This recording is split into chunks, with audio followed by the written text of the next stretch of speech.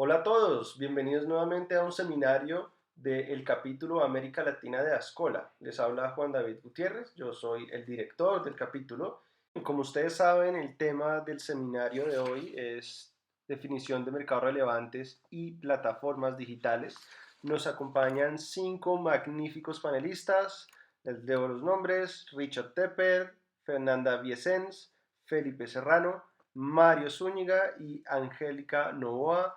Ellos tendrán la oportunidad de exponer cada uno durante 7 minutos y luego habrá un espacio para preguntas. Luego les voy a presentar a cada uno de los panelistas para que los conozcan y bueno, bienvenidos nuevamente.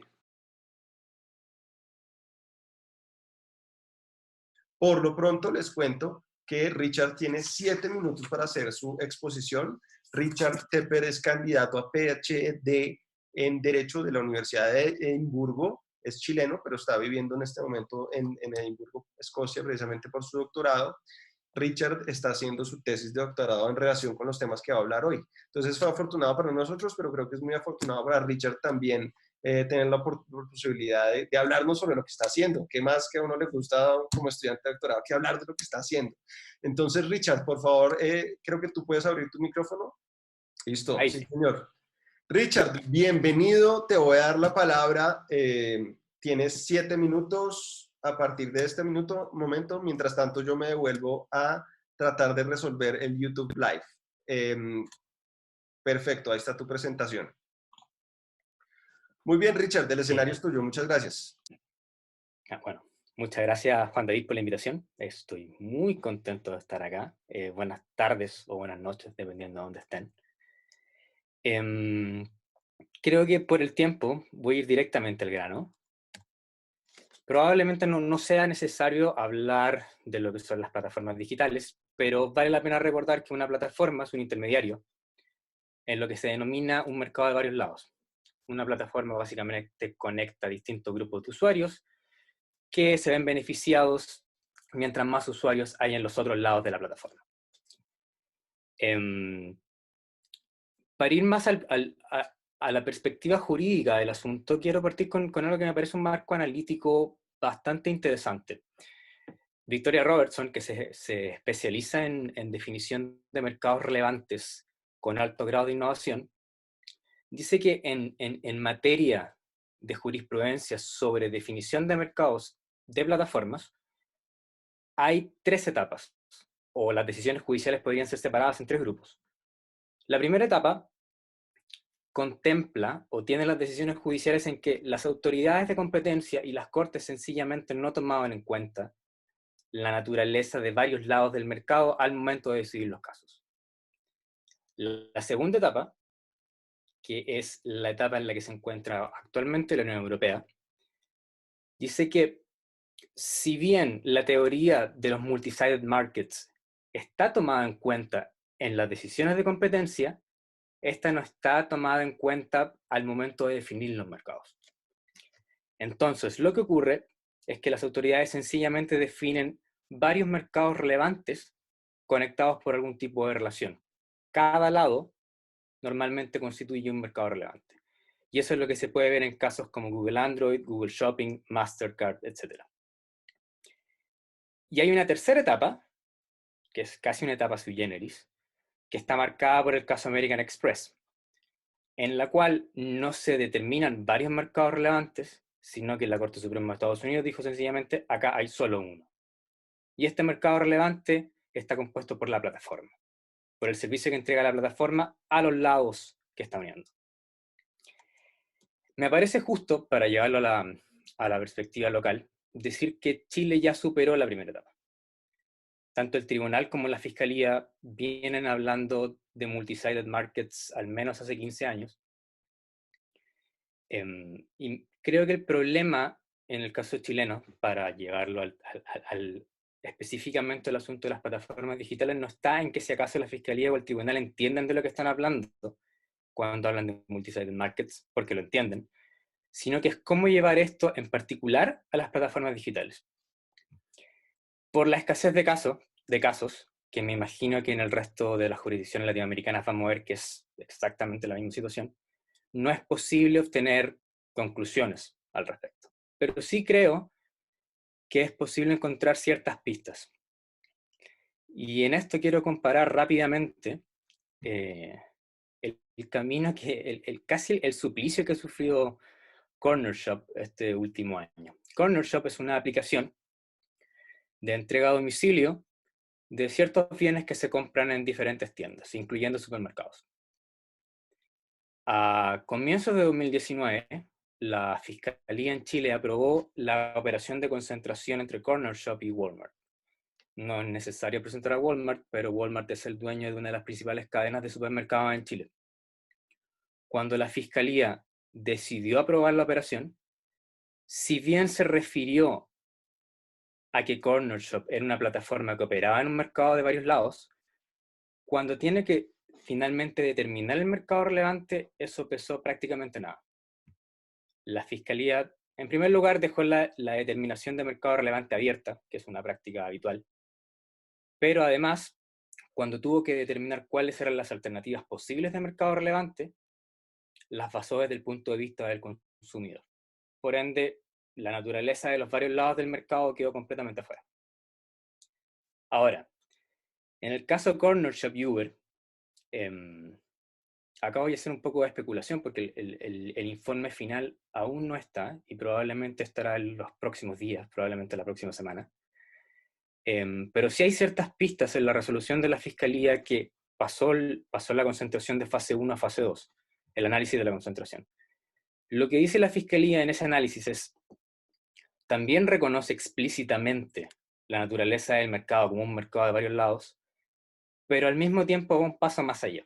La Fiscalía parece haber leído American Express porque dice, teóricamente, yo podría aproximarme a este caso desde dos puntos de vista. Yo podría decir que acá hay solo un mercado relevante, o podría decir que hay varios mercados relevantes conectados entre sí. Lo que a mí me parece aún más llamativo es que la Fiscalía dice, en este momento aún no tengo que tomar esa decisión. Sin embargo, de los antecedentes que he recabado hasta este momento, creo entender que hay presiones competitivas diferentes que afectan a los distintos lados de la plataforma. Y por ende quizás sea mejor definir varios mercados relevantes. Que la Fiscalía se vea tomando una decisión consciente en ese ámbito, a mí me parece que es un gran avance y demuestra lo actualizada que está la Fiscalía Nacional Económica chilena. De hecho, este caso tiene un ingrediente adicional que lo hace aún más interesante desde el punto de vista de los debates actuales del derecho de la competencia. Y es que cuando la Fiscalía menciona los daños, o la teoría del daño que podría indicar una posible reducción sustancial de la competencia, menciona, en primer lugar, daños a la innovación en mercados adyacentes, y lo que me parece aún más curioso, daños a la privacidad. Lo que va muy en la línea de los debates sobre bien jurídico protegido que ha existido a nivel comparado y principalmente a partir del debate sobre plataformas digitales. De hecho, la mención que hace la Fiscalía sobre protección de datos es muy similar a la mención o más bien a la teoría de abuso de la autoridad alemana en el caso Facebook. Sin embargo, como lo dije anteriormente, yo creo que no es posible obtener conclusiones aún, pero si quisiéramos especular un poco y decir qué podría influir en el desarrollo del derecho no solo chileno, sino que comparado en este tema, yo creo que es posible prever ciertos factores que van a afectar este desarrollo. El primero es el factor ideológico y político. Y lo veo desde dos puntos de vista. Hay un paper del año 85-86 en que Eleanor Fox decía, bueno, al final del día, las decisiones que tomamos en libre competencia tienen un poco de un salto de fe. Y si bien la evidencia empírica y los modelos teóricos del año 86 han mejorado suficiente, o bastante, creo que en estos casos que implican cierta novedad para el derecho de la competencia, aún existe cierto grado de salto de fe sobre qué creemos que van a ser los efectos competitivos y nuestras teorías del daño. Además de eso, y esta es la segunda perspectiva política, que me da la impresión que mientras las plataformas digitales sean más conectadas con ideas de poder, que no están necesariamente asociadas a la idea de competencia, como por ejemplo a lo peligroso que puede ser el uso de datos o a lo peligrosas que pueden ser para el sistema democrático, es más probable que las decisiones de libre competencia se vean afectadas por factores externos. En segundo lugar, creo que también es interesante ver hacia dónde van a ir las elecciones de sistemas regulatorios sobre plataformas digitales. Creo que las jurisdicciones tienen al menos dos decisiones que hacer en este punto. La primera es hasta dónde vamos a regular esto vía legislación y, hasta dónde, y cuál es el margen que vamos a dejar a la regulación. Y luego, desde el punto de vista de la regulación, cuánto vamos a regular esto desde la regulación clásica, directa, y cuánto espacio le vamos a dejar a la flexibilidad que tiene el derecho de la competencia. En Europa, la aproximación que parece haberse tomado es una mixta, porque si bien la Comisión Europea está proponiendo regulación directa para las plataformas digitales, la noticia sobre definición de mercados relevantes, que es del año 97, ha entrado en un periodo de consulta pública. Y la comisionada ha dicho en variadas ocasiones que lo que espera es actualizar la noticia considerando estas nuevas realidades económicas. Y finalmente, creo que también sería importante ponerle cierto ojo al diseño institucional de los sistemas de competencia. Y esto lo digo desde dos puntos de vista, aunque no tengo claro hacia qué dirección va a avanzar o hacia qué dirección avanzarían los sistemas dependiendo de su diseño institucional. Pero sí creo que hay que entender dos cosas. Primero, qué capacidad y disposición tienen tanto las Cortes como las autoridades de competencia frente a teorías que pueden ser nuevas o también las podríamos calificar de alternativas. Me da la impresión que en Chile, tanto el Tribunal como la Fiscalía tienen la capacidad técnica de enfrentar a estas nuevas teorías, y lo que demuestra la Fiscalía en el caso Uber Corner Shop es que al parecer también tiene disposición a al menos empezar a evaluar, empezar a ver qué pasa. Y luego, en segundo lugar, creo que también hay que ponerle cierto grado de atención al balance que tenemos entre las agencias y los tribunales de libre competencia. En Chile el tema fue recientemente tocado porque el sistema de fusiones fue reformado en 2016, pasó a ser un sistema de enforcement administrativo, y el primer recurso que llegó al Tribunal de Defensa de la Libre Competencia vio esta discusión. Finalmente triunfó la idea de que el tribunal tiene poder para revisar no solo la legalidad procedimental y la razonabilidad de las decisiones, sino también su fondo y sus méritos, lo que implicaría que tiene poder para decidir también sobre la definición del mercado relevante. Pero por otros casos, o por otro lado, tenemos casos como el europeo, en que existe un alto grado de diferencia frente a las definiciones de mercado que realiza la Comisión. De hecho, hay un estudio de un autor portugués del año 2015 que dice que hasta esa fecha, solo el 5,7% de reclamaciones frente a las definiciones de mercado relevante hechas por la Comisión habían triunfado. En casos como esos tenemos dos opciones: o creemos que la Comisión falla solo en el 5%, o sencillamente la diferencia está mal calibrada. Eso es lo mío. Muchas gracias. Quedo atento a cualquier pregunta que quieran hacer. Richard, muchísimas gracias, muy cumplido con tu tiempo. Además, me dejaste apenas el tiempo para explicar a quienes no han podido entrar a esta sesión que ya está la transmisión en vivo del seminario a través de YouTube. Lo copié en el chat para los que no se han dado cuenta, de manera que pues esto ha sido un éxito. Hay 100 personas y espero que lleguen más personas a través de la presentación en YouTube. Bueno, vamos a seguir adelante, luego vamos a tener oportunidad de hacerle preguntas a Richard. Aprovecho para contarles cómo va a funcionar a quienes no habían oído el inicio de este seminario, y tenemos 5 panelistas, ya les voy a decir el nombre de nuestros invitados. Cada uno va a tener 7 minutos para presentar, y cuando todos hayan presentado por primera vez de manera completa, entonces vamos a darle la oportunidad a que los asistentes vía chat hagan preguntas. Yo voy a ir recogiendo sus preguntas a través del chat, y luego todos los panelistas van a tener una última ronda para abordar las preguntas que quieran abordar y para hacer un mensaje final si es que consideran que hay algún otro punto que quieran abordar que no aparezca en las preguntas. Les voy a contar muy rápido de Fernanda, que es nuestra próxima invitada. Y Fernanda, te voy a abrir el micrófono de una vez, ya lo debes tener abierto. Fernanda, hasta hace 4 días exactamente, era vocal de la Comisión Nacional de Defensa de Competencia de Argentina. Trabajó allí desde el 2016 y hoy en día, además, es investigadora de CONICET de la Universidad de San Andrés en Argentina. Entonces, pues bueno, Fernanda escribió junto con Esteban Greco, que creo que está en la sesión, un documento que precisamente presentaron para la conferencia anual de Ascola. Y hoy es la oportunidad que tiene Fernanda de presentar ese documento que escribió con Esteban. Fernanda, bienvenida y muchísimas gracias.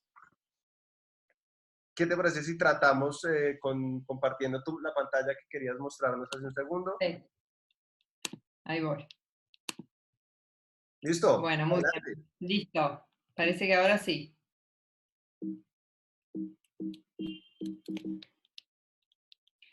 Bueno, muchísimas gracias, Juan David. Muchas gracias a quienes están hoy aquí.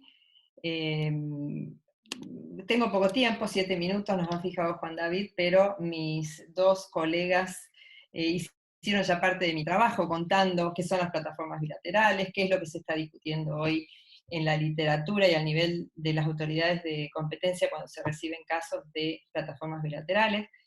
Yo voy a concentrarme en un caso que tuvimos en Argentina específico de tarjeta de crédito, que es una plataforma bilateral, pero en contraposición con el caso Amex, y focalizando en esta cuestión de la definición del mercado relevante.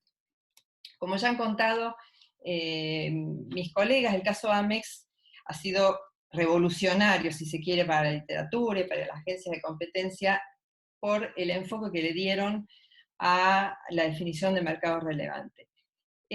Amex tiene una estructura de mercado, es una plataforma bilateral, tiene el negocio con llevar el POS a los comercios y por otro lado el tarjeta habiente.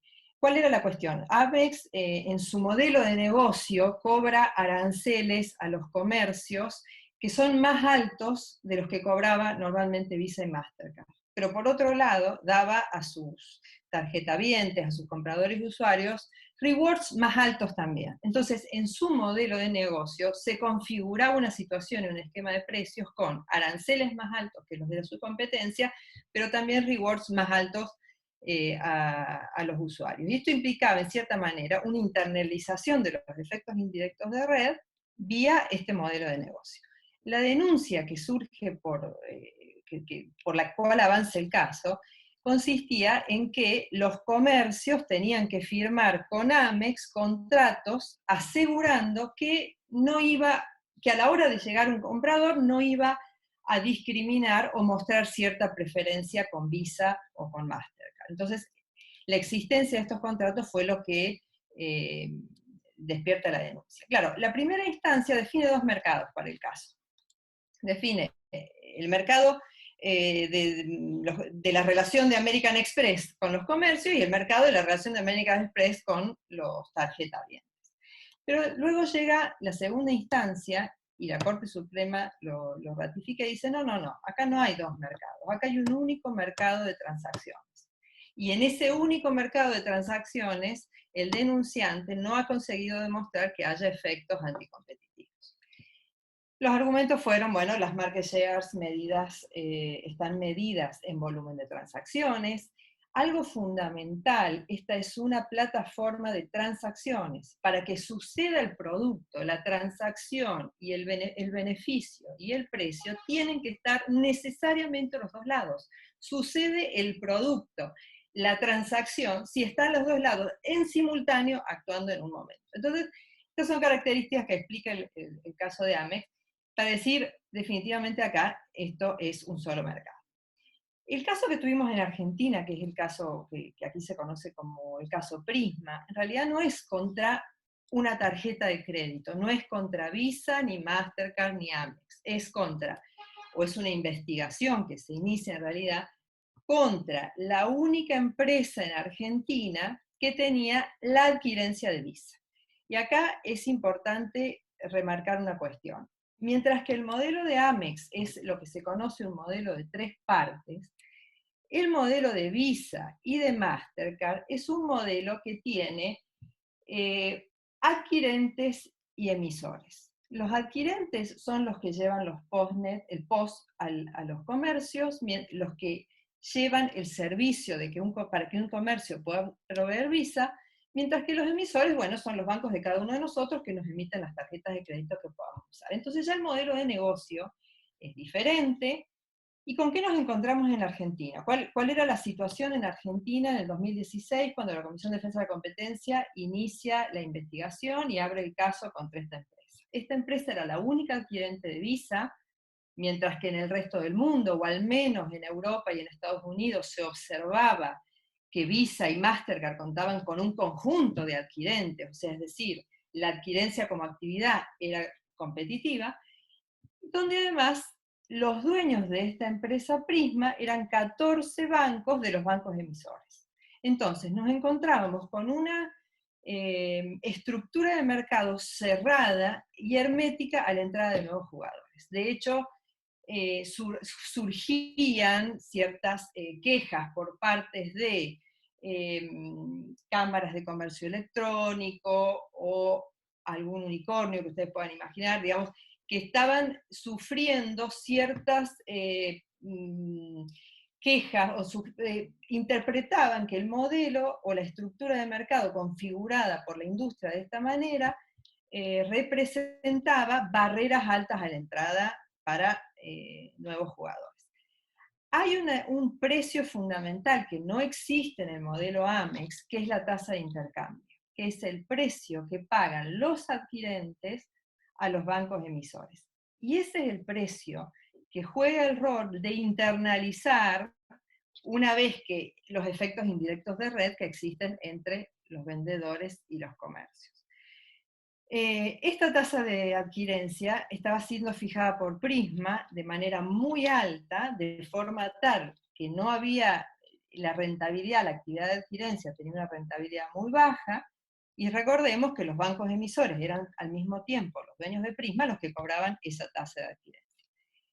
En este sentido es que la Comisión de Defensa de la Competencia, si bien reconoció, tuvo en cuenta estos efectos indirectos de red, tuvo en cuenta que esto sin duda es un mercado bilateral, tenía que ir al corazón de la estructura Bueno, quería aprovechar estos últimos minutos para hacer una comparativa de algunos resultados que yo identifiqué haciendo una revisión de literatura y que creo que sirven, y me gusta ponerlos sobre la mesa con el resto de mis colegas, como para, bueno, ¿qué es lo que en un punto hay algo de consenso en la literatura y probablemente entre las agencias, y sobre qué puntos definitivamente no hay todavía consenso? En primer lugar, tenemos una diferencia que es muy importante, son aquellas plataformas que son transaccionales, como las de mercado de tarjeta de crédito, donde en la plataforma, además de uno pertenecer a esa empresa, de uno solicitar el acceso a la plataforma, uno lleva a cabo una transacción dentro de la plataforma, y para que la transacción ocurra, tienen que estar los dos lados en el mismo momento, de manera simultánea, donde el precio sucede con esa transacción. Pero tenemos otras plataformas bilaterales que son no transaccionales, como los mercados de medios de pago, los mercados de medios, los periódicos, lo que implica una audiencia y lo que implica un mercado de publicidad. En relación a los mercados bilaterales no transaccionales, al menos en la literatura y en lo que yo revisé, tengo una lista de referencias que voy a compartir con ustedes en estas slides al final. Es, si tenemos una plataforma de no transaccional, definamos dos mercados teniendo en cuenta la interrelación entre ambos. Y en esto yo encontré bastante consenso. O sea, definamos, si es el de medios, el mercado de publicidad, definamos un mercado de contenidos, que tienen una interrelación entre sí, ambos mercados combinan una externalidad indirecta de red, pero definámoslos de manera separada. Y en esto encontré bastante consenso en la literatura. Donde no hay consenso, y el caso Amex ha sido el disparador definitivo de esto, es en aquellos casos de plataformas transaccionales. En el caso Amex gana por mayoría, digamos, hay una decisión de la Corte Suprema diciendo hay que definir un único mercado de transacciones. Pero hay un juez que disiente, y hay también bastante literatura que escribe con reconocidos autores, economistas, muy conocedores del tema, que describen por qué esta definición de un único mercado de transacciones no es correcta.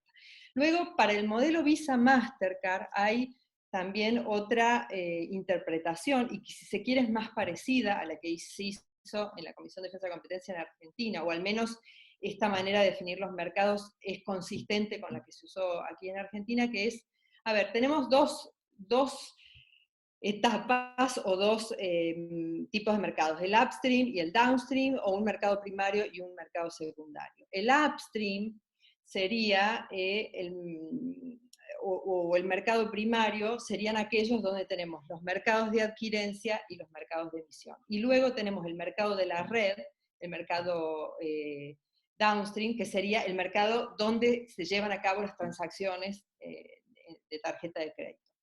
Esta definición permite, por un lado, llevar adelante un caso como el que se hizo en Argentina, de ir al corazón de la estructura de la industria, analizar que había un problema en la adquirencia, analizar que era necesario promover la entrada de nuevos adquirentes y generar la competencia en la adquirencia, y de esta manera hacer un análisis de competencia intramarca y un análisis de competencia intermarca. Intramarca dentro de la plataforma, digamos Visa, o dentro de lo que sucede en Mastercard, o intermarca, que ya es el mercado de transacciones. Este criterio es el que se usó en los casos de Visa Internacional de Europa, donde, bueno, es otra manera de abordar el tema. Siempre, por supuesto, reconociendo que son plataformas bilaterales, con dos lados, con las externalidades indirectas de red, pero, bueno, cómo abordarlo de si es un único mercado o si son dos mercados relevantes separados.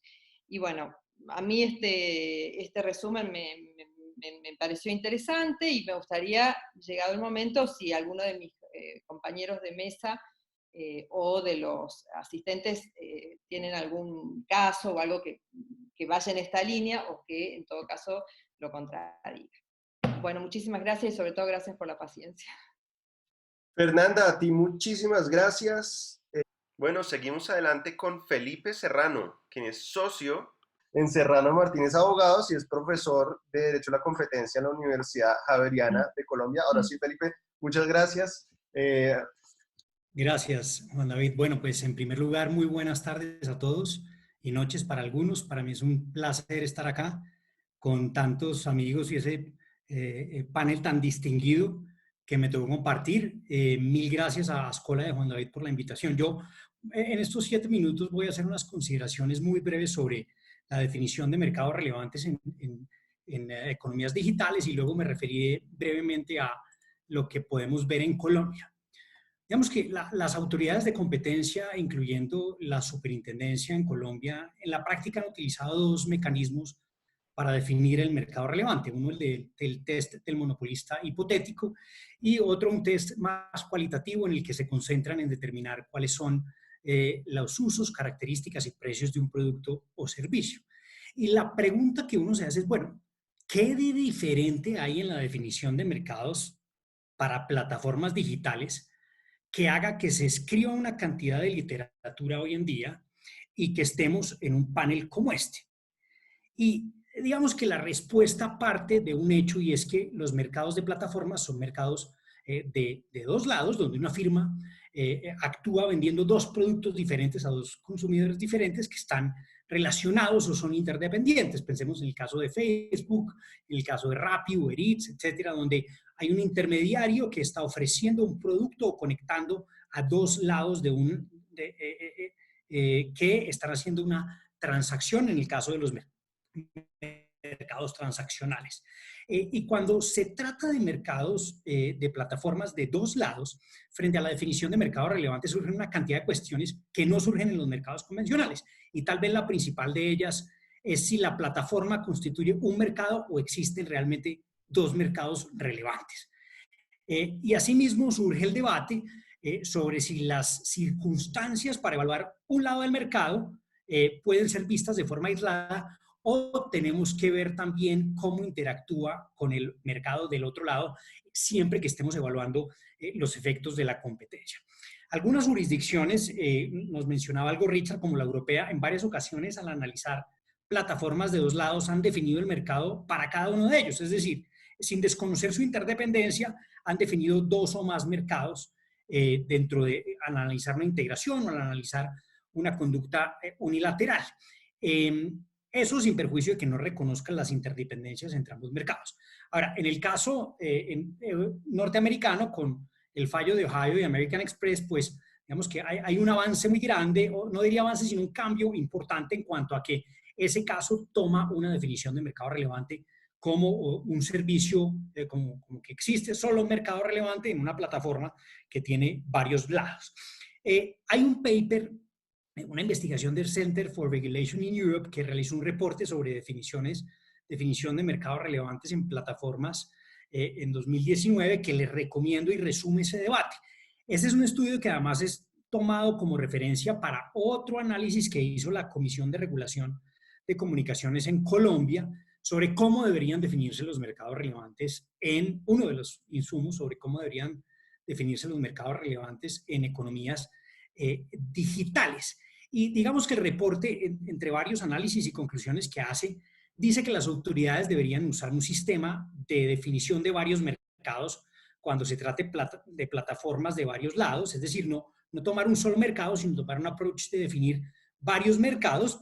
Supongamos en Facebook el caso de las personas que están, los usuarios mismos de la plataforma y del otro lado los anunciantes, en esencia porque este approach permite analizar diferentes posibilidades de sustitución en cada uno de los mercados. Es decir, hay tal diferencia o heterogeneidad en la demanda o en la interacción de cada parte en la plataforma que es necesario tomar un approach de dos mercados. Y no definir un único mercado. Ahora, ¿qué ocurre en Colombia pasando a un segundo bloque? Digamos que las guías de integraciones empresariales no hacen una distinción sobre las herramientas que se utilizan para definir mercados relevantes tradicionales o mercados relevantes de dos lados. Es decir, las mismas herramientas, el test del monopolista hipotético, usos, características y precios, etcétera, deberían ser usados para la definición de mercados relevantes en principio. Ahora, las guías sí mencionan que hay que tener en cuenta en el análisis si un mercado es de dos lados o no es de dos lados, sugiriendo que en esencia se tome la posición que se tome, no se puede ignorar las externalidades de red que existen en los mercados de dos lados. Hay un documento relativamente reciente del Grupo de Estudios Económicos de la SIC en el que se sugiere seguir las recomendaciones del Comité de Competencia de la OCDE, que hizo un análisis, un roundtable sobre mercados relevantes en economías digitales. Y el estudio dice que desde el punto de vista del análisis competitivo, este es un tema interesante, por regla general hay poca diferencia en la definición de un mercado relevante como de dos lados o la definición de un solo mercado. Y lo importante es que en el análisis no se ignoren los efectos de red multiplataforma, es que sean reconocidos y analizados. Y es el lado que, ahora bien, en algunos casos, si las externalidades de red juegan un papel muy importante al definir, juegan un papel muy importante en la plataforma que se analice, definir un solo mercado, pues asegura que no se le pierda nada al análisis. Es decir, que tenga en cuenta todos los posibles efectos anticompetitivos, de eficiencia, etcétera. Un poco, digamos, si lo unimos con el caso de Amex, pues esto cobraría sentido. En Colombia no ha existido un caso hito, por decirlo de alguna manera, en el que se analice a fondo la conducta de una plataforma digital en materia de integraciones o de prácticas restrictivas de la competencia. Y los ejercicios de mercados relevantes han tendido más a quedar en manos de quien hace la notificación. Acá hago una aclaración. En Colombia existe una figura en virtud de la cual si las partes de la integración tienen menos del 20% del mercado relevante, la operación se entiende autorizada y por consiguiente solamente deben notificarla antes de realizarla, pero no deben esperar un análisis o una autorización. Yo creo que eso en muchas ocasiones ha prevenido que la superintendencia, porque no, pues, por ley no tendría esa capacidad, pues entre a analizar, así termine aprobando la integración, no entre a analizar realmente varios mercados relevantes y a dar una doctrina mucho más fuerte frente a mercados de dos lados. Hay un caso bien interesante sobre el mercado de dos lados reciente que Liliana Cruz, que veo que está aquí, nos acompaña, tuvo la oportunidad de analizar en su momento en la SIC y es una integración en la cual dos periódicos se integraron en una ciudad en Colombia. Era un mercado supremamente concentrado y la superintendencia dijo, mire, acá se trata, digamos, hay dos periódicos de noticias, se trata de un solo mercado, pero es claramente un mercado de dos lados. Y al momento de hacer, sin definirlos separadamente, pero eso no quiere decir que al momento de hacer el análisis no haya hecho toda la revisión de cuáles eran los efectos de un lado y otro, cómo se comportaba la publicidad, cómo decaía en un lado, etc. Y de hecho, algo muy interesante, además en épocas de COVID, este caso concluye que el hecho de que la demanda estuviera en decadencia explicaba que una integración que normalmente hubiese sido vista como muy, con un efecto muy concentrado, fuese autorizada. Muy interesante acá que la SIC dice, hay dos mercados en los que participan las partes, uno, digamos, de periódicos físicos, otros noticias, digamos, en plataformas electrónicas. Y dice, unas no son sustitutas de la otra, acertadamente creo yo, por varias razones. El momento de la lectura, el hecho de que se pueda interactuar con la plataforma, etcétera. Y dice, y el hecho de que mucha gente haya migrado a redes digitales y a ver noticias digitales no quiere decir que uno y otro sean sustitutos. Eso puede ser un antecedente interesante para futuras operaciones con temas de, no sé yo, qué sé yo, Netflix, etcétera. Mi conclusión en cualquier caso es que independientemente de la metodología que uno siga, si es de definir un mercado o varios mercados, parece que lo más importante es no ignorar las externalidades de red.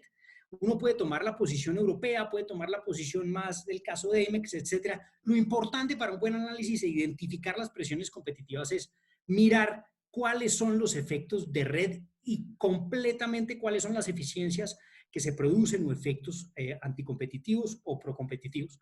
Con eso termino, Juan David, muchas gracias. Felipe, muchísimas gracias, también muy cumplido con su tiempo. Mario es el líder del área de Competition and Markets de Ernst & Young en Lima. Es un cargo que tiene relativamente hace poco, y felicitaciones por eso, Mario, a propósito. Y es profesor en la Universidad de Lima de Perú. Mario, ¿qué tal si tú también tienes una presentación? Te propongo que entonces la saques. Sí, buenísimo. Gracias Juan David, gracias por organizar esto. Hoy día vamos a hablar de plataformas digitales y no puedo sino recordar que estamos en contacto con Juan David, con Richard al menos. Veo algunos conocidos que nos hemos visto físicamente, pero agradecer a Twitter, ahora a Zoom, por mantenernos conectados. Justamente bueno, antes que nada, es un alivio también estar en un seminario, en un conversatorio, en una llamada que no se llama En tiempos de coronavirus. Lo hemos mencionado al bicho, lo mencionaré yo una vez, pero no va a ser el tema central, ¿no? En línea con lo que mencionaba Richard en su exposición, yo quería hacer una breve, caramba, ¿por qué estamos al final? Disculpen.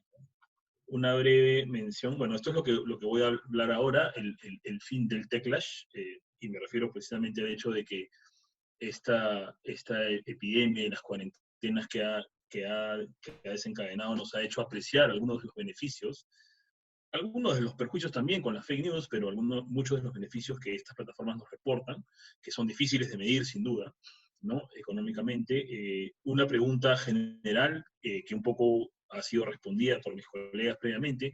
Necesitamos una nueva metodología para los mercados digitales. Quiero hablarles, lamentablemente en Perú no tenemos un caso de plataformas digitales para contarles. Tenemos por ahí una investigación interesante de una plataforma, pero todavía está en curso, no se puede comentar el tema. No hay precedentes a nivel de comisión y de sala para comentar, pero hay un caso bien interesante de teoría de plataformas de dos lados que nos permite, junto a la metodología que tenemos en general de cómo se define mercados relevantes y cómo se determina posiciones de dominio, nos permite inferir cómo este tratamiento va a ser en el futuro, cómo sería ideal que sea según nuestra legislación y marco institucional, ¿no? Y finalmente algunas ideas para compartir, ¿no? Me avisas con el tiempo, por favor, Juan David. ¿Qué pasa y por qué eso es importante, ¿no? Mencionaba Richard el tema político que siempre incide, quieres o no, por más técnico que sea un organismo de competencia, y lo digo yo habiendo sido comisionado con toda la empatía del mundo, siempre hay un factor político que pesa. Y la prensa ha tratado siempre a los gigantes de Internet, digamos, como monopolios en un uso, por decirlo menos, laxo del término, ¿no? Monopolio de MySpace, ¿no? Apple, Google y Amazon similares miren, a US Steel, Standard Oil, y si se dan cuenta por medios de prensa que no es que sean, pues, Salón o Le Diplomat francés, ¿no? Sino medios bastante ortodoxos en lo económico, ¿no? Bueno, es Matt Stoller del movimiento neograndiciano, Houston Antitrust, también, ¿no? Amazon es un problema. Hablo con un sesgo de consumidor satisfecho, pero Amazon es una bendición, para mí por lo menos. Y esto puede partir en parte de un muy buen artículo de Dirk Gauer y Nicolas Petit sobre la prensa versus antitrust, ¿no? Y obviamente hay un problema ahí porque no descalifica totalmente, obviamente, las opiniones que se dan y algunos problemas que hay, pero hay un sesgo claramente en la medida que las plataformas le están quitando de alguna manera negocio. En realidad no creo que les estén quitando negocio per se. Digamos, hay algunos medios que han tenido una muy buena estrategia, como New York Times, que dicho sea de paso es una de las principales outlets que tiene esta corriente un poco crítica, bastante crítica a las plataformas digitales y que, digamos, ha usado el término monopolio o abuso de posición de dominio de manera bastante laxa, donde es importante que nosotros, los académicos o practitioners de libre competencia, ¿no? Pongamos la nota técnica, ¿no? Pero la pregunta es, y lo mencionaba, ¿no? Hace un rato, ¿no? Quizá esta situación que estamos viviendo ahorita nos haga sopesar un poco más los beneficios que nos dan las plataformas digitales, ¿no? En términos de conectividad, de ahorro de costos de traslado, de productividad en general, y ahora de hecho es la única forma en la que tenemos muchos para poder trabajar, ¿no? Dicho esto, quería, ¿no? Preguntarnos, plantear la pregunta de si necesitamos que el derecho de la libre competencia se reinvente, ¿no? Se hagan cambios normativos, reformas a la luz de los retos que nos presentan las grandes plataformas digitales. Creo que Felipe hizo mención a este informe, no sé si era el mismo, ¿no? Este es el estudio de la OECD de plataformas digitales, que es muy interesante, léanlo todo, lo recomiendo, los que pueden, es largo, pero en resumen, la respuesta corta es no, o sea, las herramientas, y eso es a mí que me gusta por lo menos el derecho a la libre competencia, ¿no? Es un derecho bastante versátil, pueden ser bastante escuetas y dan espacio a que la teoría económica se pueda ir acomodando, ¿no? Y la metodología se puede ir acomodando. Entonces no es necesario reinventar la rueda, ¿no? Cada vez que hay una nueva industria. No reinventamos el derecho a la libre competencia con los aviones comerciales, con el container, con el pallet, con las grandes navieras, ¿no? Que han transformado la economía, con los teléfonos, ¿no? Con los teléfonos móviles, con el mismo Internet, ¿no?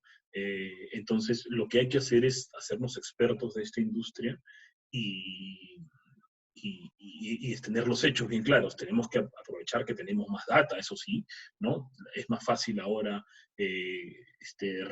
recopilar la data, ¿no? Analizarla sistemáticamente, pero básicamente este informe de 2018 tiene, y me presento acá el artículo seminal de Landes y Posner de 1981, esta es una traducción en Ius et Veritas de 2002, perdón, no 2012, ¿no? Pero el artículo es del 81 y en realidad las enseñanzas de Posner, de los guidelines de 1981 también, de Craig, el manual de Craig Conrad, bien utilizados, pueden tener en cuenta todos los efectos que implica hacer un buen análisis de plataformas de dos lados, de plataformas digitales, ¿no? Esto tomando en cuenta, obviamente, también todas las enseñanzas del desarrollo de la teoría de dos redes, ¿no? De Tirol, Evans, Smalling, sí, es perfectamente posible sin necesidad, pues, de reconfigurar, refundar, hacer cambios normativos, analizar esto, ¿no? Tomando en cuenta los efectos de red, sin duda, las externalidades indirectas de red son muy importantes, ya mis compañeros y colegas las han descrito, pero no es que sean tampoco invencibles o que inexorablemente pues, conduzcan a la generación de monopolios, ¿no? Las externalidades de red, es cierto, permiten que se dé esto donde el que llega primero tiene una ventaja significativa. Algunos dicen, como la canción de ABBA, ¿no? The winner takes it all. No necesariamente, en realidad hay externalidades también de congestión, y siempre está el reto de hacer el combo correcto, ¿no? Del diseño de la plataforma para que ambos lados estén satisfechos. De hecho, el ejemplo del mall es analógico y mucho más antiguo que el de las plataformas digitales, pero es un muy buen ejemplo. Yo lo uso siempre en clase, ¿no? Para explicar esto de las plataformas.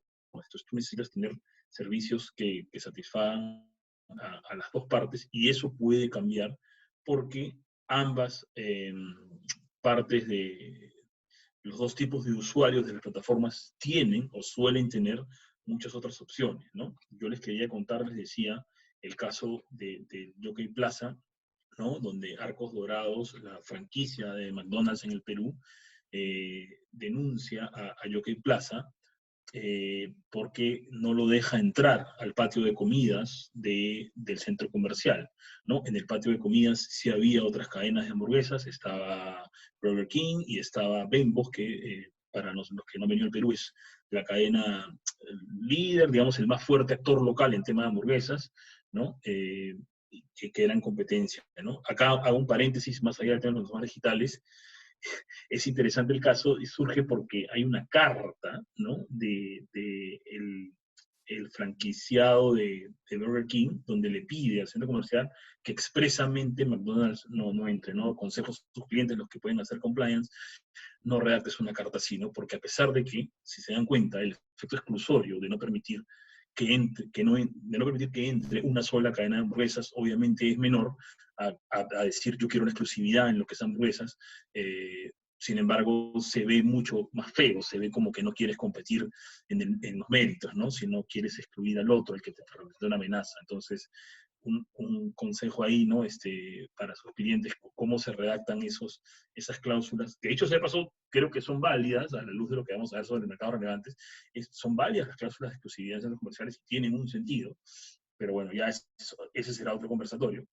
Entonces se inició este caso, ¿no?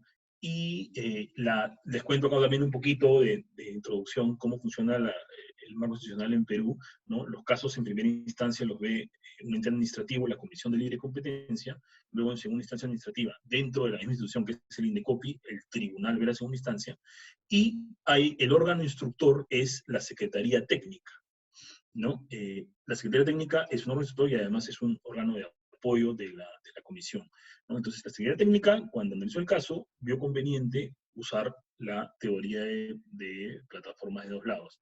Y lo que dijo es, más allá de que los restaurantes, y acá si ven el slide donde está la estrella, ahí está en McDonald's, ¿no? El círculo más pequeño es la Universidad de Lima, que trae muchos clientes para el McDonald's y también para el Jockey Plaza, y el círculo grande, el óvalo grande es el Jockey Plaza, y ahí está el patio de comidas, ¿no? Donde estaba Burger King y Bembos, ¿no? Entonces, más allá de que el mercado podía ser inicialmente el de locales de arrendamiento para restaurantes en general, ¿no? la comisión cree conveniente, perdón, la Secretaría Técnica cree conveniente analizar esto como desde la teoría de plataformas de dos lados. Y lo que dice es, Juan David, interrumpe si me estoy pasando para acelerar o dime cómo voy. Y lo que dice es, oye, Ya los casi. consumidores también tienen que ser tomados en cuenta, ¿ya? Porque esta es una plataforma de dos lados, lo cual es correcto, pero dice, quizá no tengas posición de mercado vis a vis los restaurantes, pero como los consumidores no pueden hacer multihoming, entonces sí tienes posesión de dominio, ¿no? Lo cual es bien interesante, porque en realidad, y creo que también lo decía Felipe, ¿no? Esto tú lo puedes tomar, lo puedes meter en los mercados relevantes, pero creo que la mejor forma de verlo en general es como algo que disciplina el ejercicio del poder del mercado, porque al final es otra forma de sustituibilidad. Esto me recuerda mucho a lo que pasa con la sustituibilidad de la oferta, y así lo pusimos en los lineamientos para la definición de mercados relevantes. En Perú hay un precedente. El caso Arza versus Talma de 2004 estableció una metodología que se viene siguiendo y luego se consagró en la ley de 2008. Full disclosure, participé yo como staff en ese momento de la Secretaría Técnica de ese informe, ¿no? Y lo que te dice es, en principio tú analizas la sustituibilidad por el lado de la demanda, pero si la sustituibilidad por el lado de la oferta es muy fácil, la puedes meter al mercado relevante. Entonces algo parecido pasa con esto, ¿no?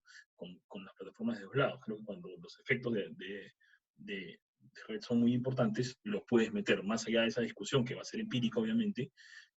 Para mí, la presencia de otra plataforma es un factor que puede disciplinar el poder de mercado. Entonces, curiosamente, la comisión toma mucho de la data del informe técnico, pero tiene una conclusión distinta. Ellos dicen que sí hay posición de dominio. ¿Por qué? Porque a pesar de que hay dos lados, ¿no? El otro lado no puede sustituir. Pero la pregunta es, pero si los locales sí pueden, más bien eso no balancea entonces cualquier posible ejercicio de posición de dominio. Y partiendo además de la premisa de que este caso se inicia con una denuncia de los restaurantes. Entonces, en principio, metodológicamente partes por esa pregunta, ¿no? Vis a vis, ¿quién está ejerciendo la posición de dominio? Y otro dato bien curioso es que la comisión dice no hay multihoming de los consumidores, y por ahí, como les decía, infiere la posición de dominio. Pero en realidad, si ustedes leen el caso, y justamente les puse acá el slide, dice solo el 43% de los que compraron en el Jockey Plaza. El Jockey Plaza, les cuento, es un mall, pues, clase A, en Perú, clase AB, ¿no? Y es, digamos, el mall más, más exclusivo, por decirlo de una manera, de Lima, ¿no? Y también compraron en Plaza San Miguel. Pero eso lo pone como una evidencia de que no hay sustitución. Pero yo me pregunto acá, creo que es criticable este punto, ¿no? Solo el 43%, ¿no? Solo el 32% y viceversa hicieron multihoming. Yo creo que en realidad que el 43% o el 32% hagan multihoming es un dato que me permite inferir que hay sustituibilidad. O sea, es bastante, porque acuérdense que en competencia hablamos de sustitutos razonables, nunca se da sustitución al 100%, ¿no? Entonces, es bastante discutible la decisión de la comisión por esos dos puntos, ¿no? Este caso ya tuvo decisión de segunda instancia y felizmente la segunda instancia, el Tribunal de Necopi revocó la decisión y consideró que no hubo posición de dominio, ¿no? Eso es lo que quería contarles, ¿no? El derecho a la libre competencia, a manera de ideas finales, puede adaptarse, y eso es lo que a mí personalmente me gusta del derecho a la libre competencia, ¿no? Que es moldeable a cada mercado, y creo que, en principio, mientras van surgiendo nuevas tecnologías, es perfectamente adaptable, y la metodología económica también, en realidad, tomando en cuenta, por supuesto, nuevas teorías, nuevas formas de obtener la data, ¿no? Lo importante es que seamos expertos en cada nuevo mercado, ¿no? Por eso también es otra cosa por la cual me gusta el derecho a la libre competencia. A veces no me pregunten por qué, en una conversación random puedo explicarle a algunos amigos cómo se hace el hipoclorito de sodio, ¿no? ¿Por qué? ¿No? Porque participé en un caso en el que eso se discutía, ¿no? Entonces uno aprende en realidad bastante de cada industria cuando ve casos de libre competencia, ¿no? Importante, obviamente, tomar en cuenta el tema de los efectos de red indirectos, son muy importantes, pero no son invencibles, ¿no? No son invencibles. Y mucho cuidado, como decía, que no pase como hizo la comisión en Perú en primera instancia, usar esta teoría de mercados de dos lados, de plataformas de dos lados, perdón, para definir mercados relevantes de manera muy estrecha. Hago acá referencia muy rápida a una decisión Sabre que creo que malinterpreta Amex, es discutible si la malinterpreta o no, muchos dicen que la malinterpreta, porque llega a la conclusión de que las plataformas de dos lados solo pueden competir con otra plataforma de dos lados, ¿no? Creo que esto no es así, o sea, al final, si tú atiendes dos lados de una demanda, obviamente compites con una plataforma similar, un mall con un mall, pero creo que un mall compite, por ejemplo, con los, no sé si el término se usa en toda Latinoamérica, con otros strip centers, ¿no? Estos malls que tienen una sola cara, un frontis de avenida nomás, o con otros locales comerciales en general, con calles comerciales, ¿no? Entonces, no necesariamente se tiene que inferir que las plataformas solo compiten con plataformas similares, ¿no? Y eso sería todo por mi parte. Muy bien, Mario, muchísimas gracias por tu exposición. Le voy a dar la palabra a Angélica Novoa. Angélica es Buenas tardes a todos. en Baker McKenzie en México, pero es dominicana y por eso es profesora también del Instituto OMG. Y bueno, es un gusto que Angélica está con nosotros. Aprovecho para contarles que todavía hay espacio para hacer preguntas en el chat. Ya veo que hay bastantes, pero creo que todavía hay espacio y las vamos a leer. Y por otra parte, en la transmisión en vivo ha habido entre 37 y 25 personas asistiendo, de modo que pues nos fue muy bien en la reunión. Si se dan cuenta, en este momento hay 92 personas acá conectadas en Zoom, entonces si hay personas que quieren entrar a la reunión de Zoom, pues hay espacio para ello. Y bueno, pues Angélica, el escenario es tuyo. Muchas gracias. A ti, muchas gracias. Buenas tardes a todos. Un gran gusto hablar con todo el hemisferio, todos los amantes del derecho de la competencia y hacerlo junto a un excelente panel formado por Fernanda, Richard, Mario, Felipe y nuestro entusiasta Juan David. Bueno, como explica Juan David, me referiría al tema desde la perspectiva de la jurisdicción dominicana. Y es interesante porque de todas las que hemos visto es quizá la que tiene un desarrollo más modesto en este tema, pero además una economía emergente. Y eso pues me da oportunidad de tratar el tema desde otro ángulo, pero encontrar a la vez algunas felices coincidencias con el resto de los panelistas. El consumidor que reside o tiene establecimiento permanente en República Dominicana, lo mismo que el visitante, es un país abierto al turismo, acude a las plataformas digitales, tanto por el beneficio económico que ellas brindan, precio, para obtener beneficio de la calidad o el valor del disfrute satisfactorio. Nada diferente al de una jurisdicción de otra dimensión. Se utilizan las plataformas en línea, el servicio de transporte, streaming, y mis comentarios serán sobre todo en materia de streaming, comercio minorista a través de tarjeta de pagos, todos los demás que se conocen. Desde el año al año 2019, el FMI reportaba un crecimiento muy considerable en la región del Caribe de un 25% en la utilización de las plataformas digitales, donde la República Dominicana tiene una contribución importante en esa estadística. Ahora bien, y ahí me alegro en alguna medida encontrar lugares comunes con algunos aspectos que Richard mencionó. El desarrollo de la economía colaborativa es un reto para la política económica de un Estado como el dominicano, no solo en materia de defensa de la competencia, sino además por otros aspectos de interés público y social, como su fiscalidad, la protección al consumidor, las obligaciones laborales, que por demás entonces inciden en la determinación de los elementos que conforman al mercado relevante, sobre todo, como ya han dicho el resto de mis compañeros, sobre el tema de sustituibilidad, ¿no? Igualmente, el impacto de la nueva modalidad, también las plataformas digitales son un poco como el COVID, a quien no queremos mencionar, en el sentido que es disruptiva y también impacta en la naturaleza, los asuntos de naturaleza civil y comercial, como la responsabilidad contractual, la responsabilidad extracto-contractual, que definitivamente es tema del derecho privado, pero a la vez inciden en el costo de transacción y por ende, pues terminan importándonos a los estudiosos del derecho de la competencia. Economistas legales de nuestro país, como es el caso del economista Miguel Sambén, se han referido a la importancia, a la necesidad. Lo hizo hace 4 años a propósito de un proceso electoral y justamente estamos frente en las puertas de otro proceso electoral en la República Dominicana, y Miguel Sambén decía que pues era oportuno que se desarrollara una agenda política sobre el desarrollo de plataformas colaborativas para impulsar a las pymes en una economía emergente como la dominicana, por demás dependiente de la inversión extranjera directa y con una oferta exportable, digamos, con oportunidades de mejoría.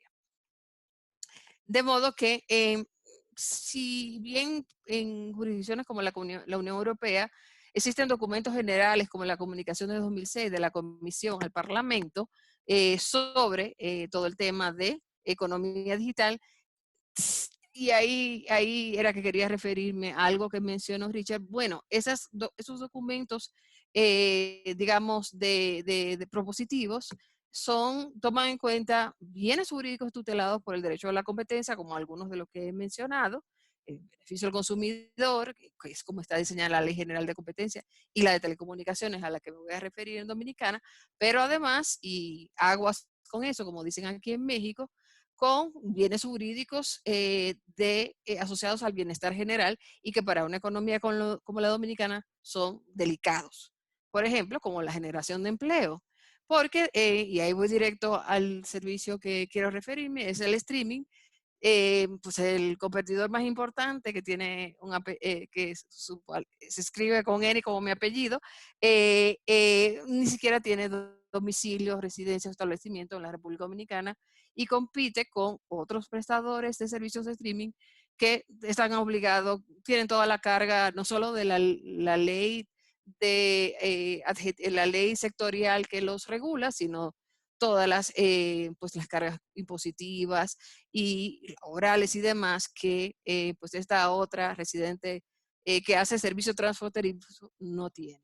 Ahora bien, vamos al mundo al que nos ha convocado Juan David, que es el mundo de la ley de defensa de la competencia. Y ahí me alegra coincidir tanto con Mario y parece que también con Felipe en el sentido de que nuestras leyes, y la ley dominicana tiene pues el portafolio típico de elementos constitutivos o determinantes del mercado relevantes que aparecen en todas nuestras leyes, palabras más, palabras menos, hablan de lo que hablan todas nuestras leyes de competencia, por lo que ni siquiera lo voy a enunciar, pero esto es un poco un déjà vu. Como decía Mario, sí, puede ser que las plataformas digitales sean disruptivas, generan una gran cantidad de nueva literatura, mencionaba Felipe, pero lo cierto es que soy de la opinión de que en este caso la ley sectorial de telecomunicaciones y de manera complementaria la ley de competencia dominicana tienen los instrumentos, los principios generales y tienen pues los elementos para determinar mercados relevantes que se necesitarían para analizar un caso de esta naturaleza digamos, de servicio de streaming. Que sí hace falta en Dominicana varias cosas.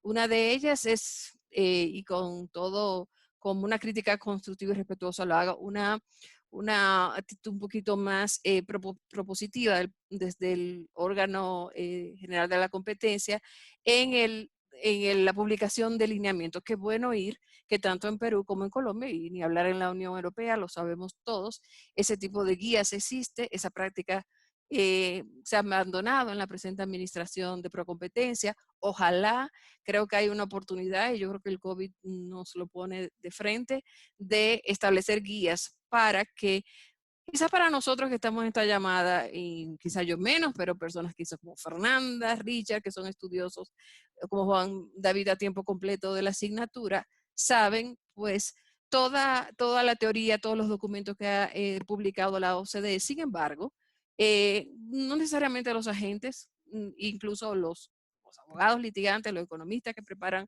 los estudios que apoyan la defensa o la denuncia de casos, conocen esa posición, digamos, que hay en la academia o que hay a nivel de la OCDE, por lo que sería un gran aporte hacer guías que simplemente, como decía, me parece que era Mario, refresquen, aireen las metodologías y algunas ideas generales de la teoría económica, sin prejuzgar ningún caso. Ahora, otro gran tema pendiente en la jurisdicción dominicana, no tenemos ni siquiera un anteproyecto de ley de fusiones y concentraciones. Pero, ¿qué sí tenemos? Bueno, afortunadamente el Indotel, que es el órgano regulador de las telecomunicaciones, con atribuciones en materia de defensa de la competencia, con instrumentos para poder conocer asuntos, conflictos, pero también para reglamentar, ya inició un proceso de consulta pública, de un reglamento sobre el servicio de Internet,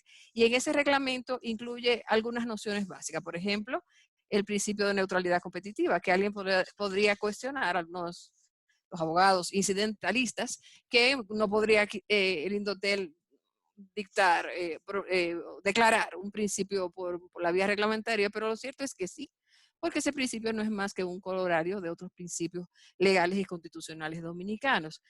Además de establecer ese principio en ese documento que está en consulta pública, también el reglamento propuesto ya empieza a conversar sobre nociones de plataformas digitales, un poco como comentaba Richard, citando a la autora Robertson, estamos dejando la etapa como del denial, de la primera etapa. El déjà vu más cercano que tengo es cuando pasamos por la etapa del voz sobre IP, y eso como que no, el regulador tardó en hablar hasta que se generaron los conflictos, y entonces ya hubo que resolver por la vía de solución de controversias.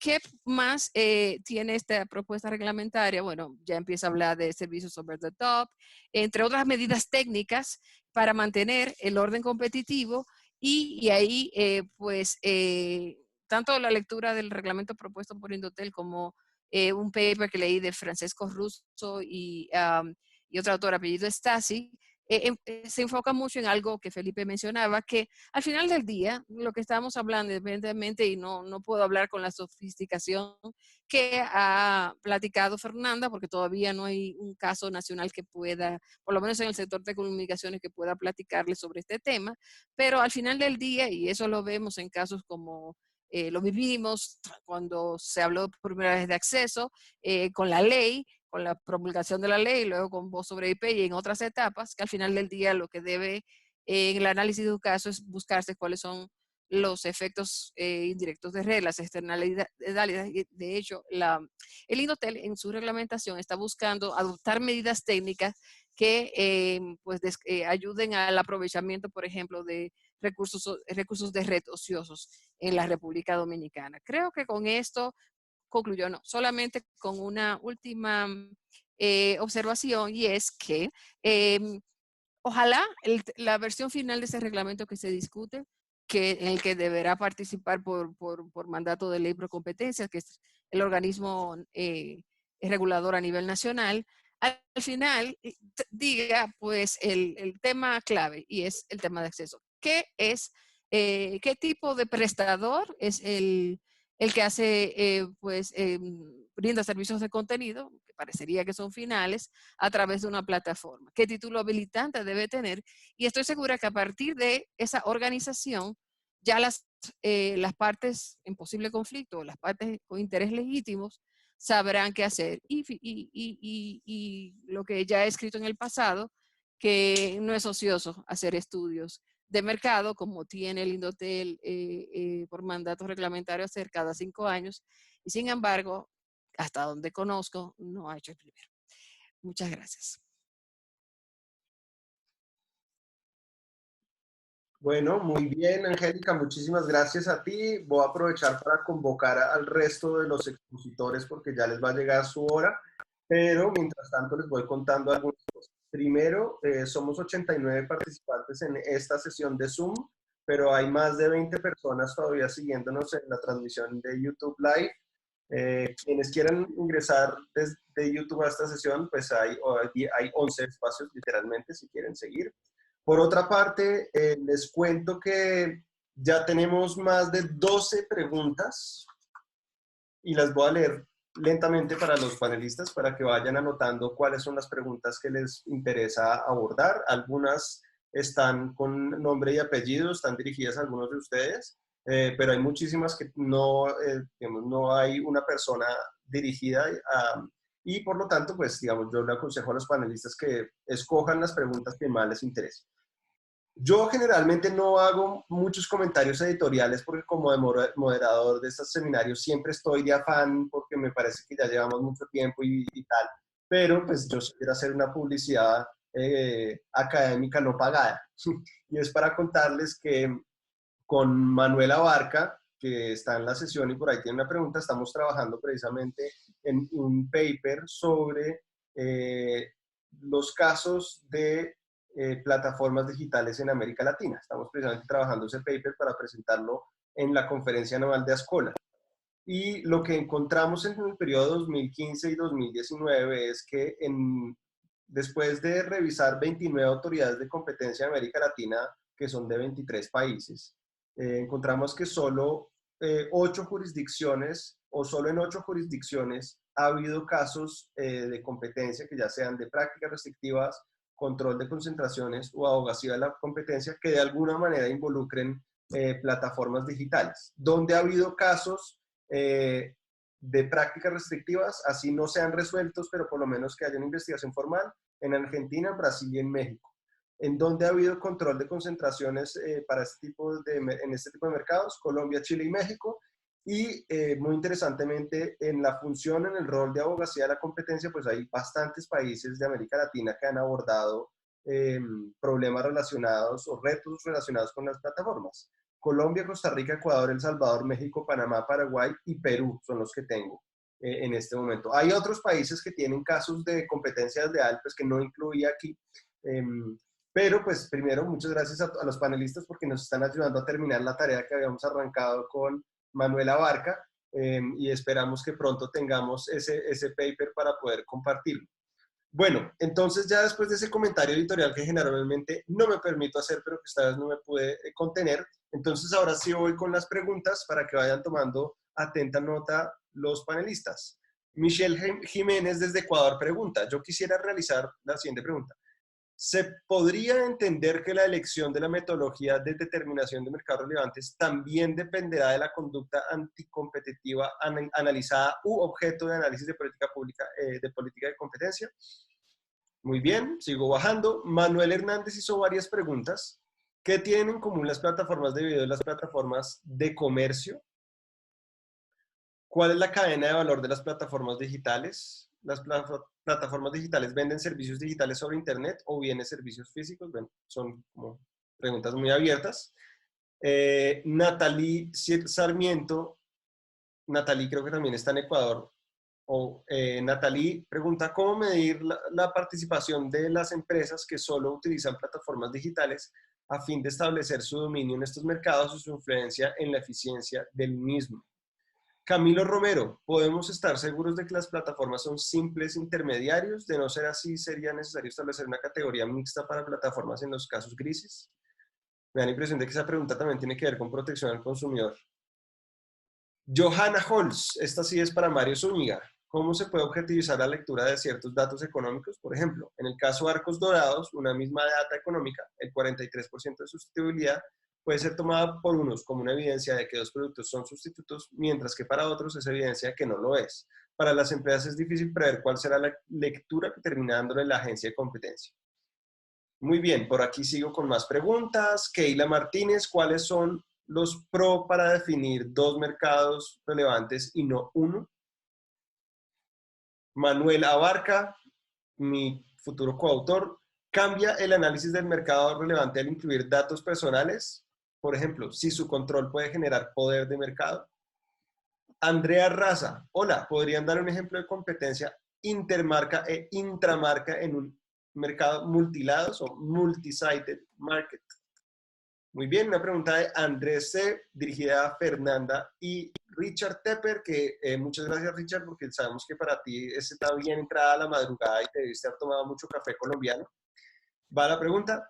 definir un solo mercado relevante para las plataformas transaccionales multilaterales a la Amex en Estados Unidos.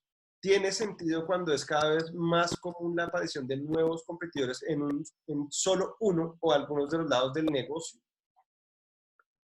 Va una pregunta de Alejandro Fernández. Teniendo en cuenta la intervención directa o indirecta de la Agencia de Defensa de la Competencia o de la Autoridad Regulatoria sobre algunos aspectos de funcionamiento de uno de los lados del mercado, puede impactar negativamente en el otro. Perdón, eso era un statement, no era una pregunta.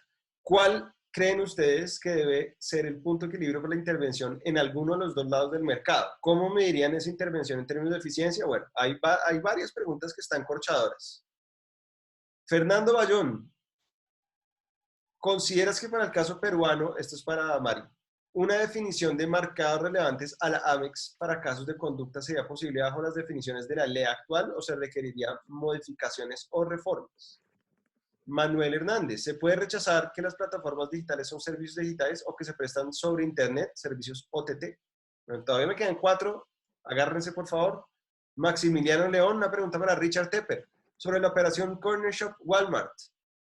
Esta fue rechazada en México por la COFECE. Dio los riesgos en la información que Walmart podía obtener de Corner Shop para reforzar sus competidores de retail a salir a la plataforma. ¿Crees que este análisis de COFECE es un índice relevante para el análisis que hoy está haciendo la Fiscalía Nacional Económica en Chile sobre la nueva operación Corner Shop Uber? Muy bien. Allende,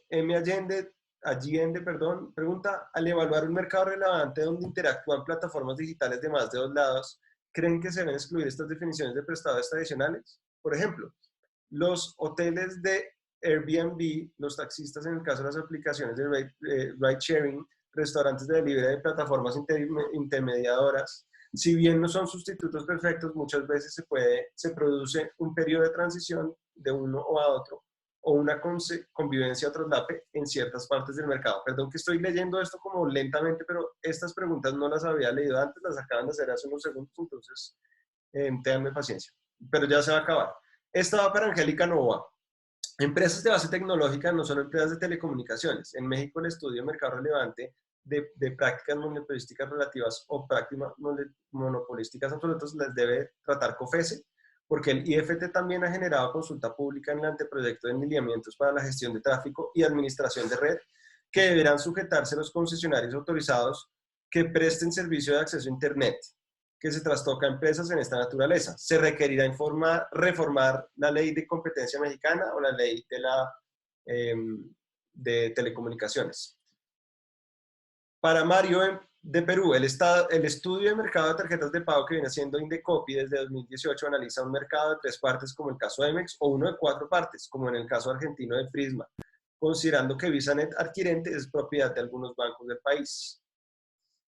Bueno, en Colombia las plataformas de ARW y Wimedes. En Colombia las plataformas, sobre todo en transporte público de personas o cosas, violan el Estatuto de Transporte. Para Felipe, ¿qué haría para que esto no pase? También para Richard, de Maximiliano León, ¿qué pasa con el hecho de que algunas apps de última milla están entrando en el mercado de retail, por ejemplo, con los dark stores?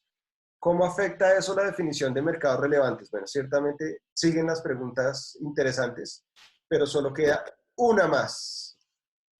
La pregunta para Felipe de Arquímedes Fonca. Bueno, finalmente, Javier Tapia, con esto cierro y se acabaron las preguntas. ¿Qué les parece en la prestación de servicios Zero Rating? En realidad, con la neutralidad de red, si la mejor solución para este tipo de cuestiones es la competencia o la regulación. Bueno, ahí otra vez tuvimos un menú suculento de preguntas como nos tienen acostumbrados los asistentes de estas charlas, de manera tal que yo espero que Richard Tepper esté despierto todavía. Richard, en Escocia, ¿qué hora es? ¿No tienes abierto el micrófono? ¿Te lo tengo que abrir? Dios mío. Como moderador me morí de hambre. Richard. Ahí sí. Sí. Son las 0:34. Bueno, un héroe, Richard, de esperarse hasta este momento para sus preguntas. Richard, por favor, tu última intervención. Muchísimas gracias nuevamente por haber atendido este llamado de Ascola América Latina. No, muchas gracias a ustedes. Las preguntas están muy buenas, pero son tantas que me está costando un poco abordarlas. Yo creo que hay un par que son muy interesantes, antes de las que fueron hechas específicamente a mí. La de Manuel Labarca a mí me parece muy interesante. Que esto de cómo influyen los datos personales en la definición de mercado relevante, yo creo que es una pregunta que va probablemente al nudo conceptual del derecho de la competencia. Porque mi impresión, si bien el poder de mercado lo hemos definido clásicamente como la habilidad de afectar el precio o la calidad, es que en realidad el poder de mercado puede ser cualquier cosa que las agencias quieran que sea. Cualquier afectación a parámetros competitivos que las agencias estimen importantes. De hecho, la definición que da de poder de mercado a la Comisión Europea no solo incluye precio y calidad, sino que también incluye parámetros como la elección. Cuando sabemos que los equilibrios competitivos en el caso de la elección sean probablemente distintos a los que sean óptimos en el caso del precio. Y lo que me pasa a mí con eso es que siento que el derecho de la competencia requiere una actualización urgente en caso de que quiera extender sus objetos protegidos a ámbitos como la protección de datos. La metodología de definir un mercado relevante y luego ocupar principalmente la cuota de mercado para ver cuál es la habilidad para afectar el mercado, creo que en casos como en casos como en la protección de datos puede ser bastante débil. ¿Qué más se mencionó? Vi un par de preguntas que hablaban sobre si acaso las plataformas entregan servicios físicos o solo servicios digitales. Yo creo que la mayor guía que tenemos hasta ahora en ese punto son las sentencias de la Unión Europea sobre competencia desleal en los casos de Uber y de Airbnb. Y el principio rector de ambas sentencias es que mientras mayor control ejerza la plataforma sobre el lado que da el servicio, legalmente podría entenderse que la plataforma ofrece el servicio directamente. En el caso de Uber, esto fue entendido de tal manera porque Uber regula el precio, regula la calidad, y lo que dice la Corte Europea además es que sin la existencia de Uber, esa demanda y oferta no existiría. Estuvo la pregunta sobre el tema de la información y la resolución de la COFECE en el caso de Corner Shop con Walmart. Cuando Corner Shop con Walmart se decidió en Chile, en realidad Corner Shop solo le daba servicios, solo prestaba servicios relacionados con dos supermercados, dos cadenas grandes. Pero la gran parte de ese servicio iba hacia el supermercado líder, que era el supermercado de Walmart. Entonces, cuando la Fiscalía Nacional Económica analizó el contrafactual, dijo, en realidad acá no va a haber un cambio radical. Y si eso lo llevamos al caso Uber, lo que dice la resolución de la Fiscalía Nacional Económica en el punto es que hasta ahora podemos distinguir entre el delivery que se relaciona con restaurantes, el delivery que se relaciona con supermercados y el delivery que se relaciona con otras tiendas. Es probable que en el futuro tiendan a converger, pero por ahora apuntan a segmentos distintos. Y lo último, me preguntaron por las dark stores. Yo creo que en el caso de las dark stores, la metodología tradicional es perfectamente aplicable. Se puede aplicar el test del monopolista hipotético y ver si acaso son sustitutos en forma suficiente para ser incluidos en el mercado relevante del retail y de los supermercados. Eso, muchas gracias. Muy bien, excelente, Richard. Entonces, ¿qué le parece si esta vez sí abro el micrófono para que Fernanda, dame un segundo, Fernanda, ya te abro el micrófono, para que Fernanda tome la palabra. Y Fernanda, cuéntame si ya puedes hablar. Hola. ¿Listo? Sí. Adelante. Bien. Bueno, yo puedo responder algunas preguntas, afortunadamente son diferentes de las que eligió Mario. Hay una en la que se pregunta cuáles son los pros de definir un único mercado relevante, como el caso Amex. Yo creo que lo fundamental acá, más allá de ventajas o desventajas, es la comprensión correcta del modelo de negocio que hay detrás de la empresa que se está investigando. En el caso de Amex, el caso en sí atacaba el modelo de negocio de Amex, y analizar los efectos de uno solo de los lados, es decir, que el arancel que estaba cobrándole a los comercios de un solo lado, que eso era un problema, una conducta anticompetitiva, era no comprender que Amex estaba compensando del otro lado, con altos rewards, a los usuarios. Entonces, creo que es importante esta cuestión de comprender cuál es el mercado relevante, pero sobre todo para entender cuál es el modelo de negocio, y de esa manera poder comprender si la firma está cometiendo una conducta anticompetitiva o no. Hay una pregunta sobre ejemplos de competencia intermarca e intramarca. Intermarca sería, por ejemplo, competencia entre Visa, Mastercard y Amex, mientras que intramarca sería, bueno, si hay competencia en la adquirencia de Visa, si hay competencia en la emisión de Visa, que ese fue más bien el enfoque que tuvimos que se afrontó en la comisión en Argentina. Vinculado con esto, no se me preguntó a mí, pero como lo leí al informe que se hizo en Perú para fundamentar la apertura de la investigación de mercado que hay allí, el modelo que hay en Perú es muy similar al modelo que había en Argentina en el 2016 cuando se abrió la investigación de mercado. Un único adquirente de Visa, un único adquirente para Mastercard, y esto de bancos dueños de los adquirentes. Por último, la pregunta de Javier Tapia sobre Zero Rating. Creo que, bueno, el tema Zero Rating en sí mismo ya merece otro seminario a escuela o de lo que sea, porque, bueno, hay mucha discusión en este sentido. Mi opinión personal es que, más allá de la neutralidad de red, si Zero Rating es una violación de la neutralidad de red o no, yo entiendo que si atacamos el zero rating, en un punto es dañar el excedente del consumidor. Digamos, no veo, me cuesta mucho encontrar una situación de una conducta anticompetitiva o una restricción de la competencia que esté involucrado el zero rating, digamos.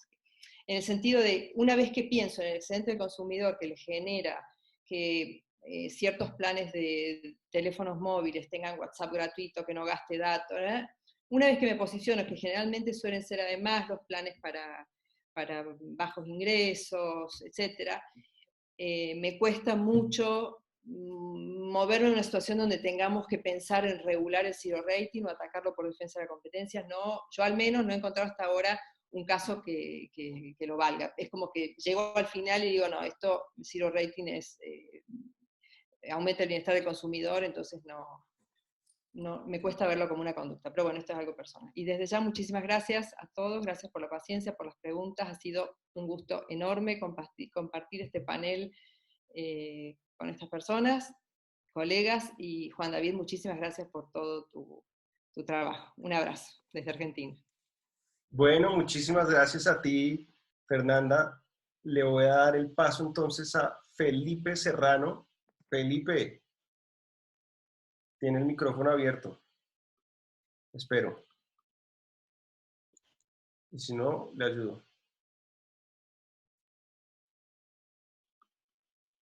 Gracias, Juan. Bueno, varias preguntas, todas muy interesantes. Voy a abordar algunas que me parecen importantes dado el tema. Hay una primera pregunta que se relaciona con la transacción de Uber Eats y Corner Shop y la definición del mercado relevante y los efectos. Esta es una transacción bien interesante porque digamos que en principio tenía a Chile y a México como sus principales mercados, pero hace poco Corner Shop lanzó en Colombia, entonces esa transacción digamos que tuvo una pequeña pata acá en Colombia, a pesar de que la participación de Corner Shop pues en ese momento era prácticamente cero. Esa es una transacción interesante porque realmente cuando uno mira la forma en que se debería definir el mercado relevante ahí, ambas plataformas si bien son intermediarios en una transacción de comida, si se quiere, realmente satisfacen demandas completamente diferentes. Entonces, en estricto sentido, no son plataformas competidoras, ahí no hay un traslape horizontal, no hay una misma actividad en estricto sentido. Mientras que Uber Eats es una plataforma, digamos, principalmente, salvo un 0 algo por ciento, para comidas preparadas, satisfacer una demanda inmediata de hambre que le llega al consumidor en 30 minutos o lo que quieran. Las plataformas de conveniencia, como es Corner Shop, son plataformas para comprar productos no preparados, hacer mercado, etcétera. Satisfacen una demanda diferente y de hecho usted como consumidor no puede migrar, sustituir una plataforma por otra. Entonces, más que ser una transacción, digamos, entre sustitutos, es una transacción entre digamos, plataformas que pueden ser complementarias. Entonces, no realizan la misma actividad, pero pueden ser complementarias. Ahora, en Colombia, en estricto sentido, la transacción, digamos que no debía ser informada porque, como tal, como no realizan la misma actividad económica, pues, digamos que no están en el mismo mercado, no deberían pasar. En Colombia, para informar transacciones, tiene que estar en la misma actividad económica o misma cadena de valor. Entonces, no obstante eso, pues, si uno lo toma desde una perspectiva más amplia, igual se tenía menos del 20% del mercado relevante, incluyendo todos los comercios y plataformas, y de esa manera pasó por la SIC. ¿Cómo mide uno la participación? Esto es referente a otra pregunta que hacían interesantes. ¿Cómo mide uno la participación de las plataformas? Pues eso dependerá de la plataforma. En el caso de plataformas transaccionales, dependerá de qué tipo de transacciones realicen. Por ejemplo, en el caso de plataformas como Rappi, Uber Eats, Corner Shop, lo que usted quiera, pues puede medir por número de downloads, esa puede ser una forma, por número de usuarios activos, que es mucho más certero, es decir, usuarios que han hecho consumos en los últimos años. Hay muchísimas aplicaciones que le permiten de forma certera a usted determinar esa participación. O puede también mirarlo por monto de ventas. A mí no me gusta el monto de ventas en esos casos o debe mezclarse con otros por una razón. Y es que puede haber una heterogeneidad muy grande entre lo que vende cada plataforma.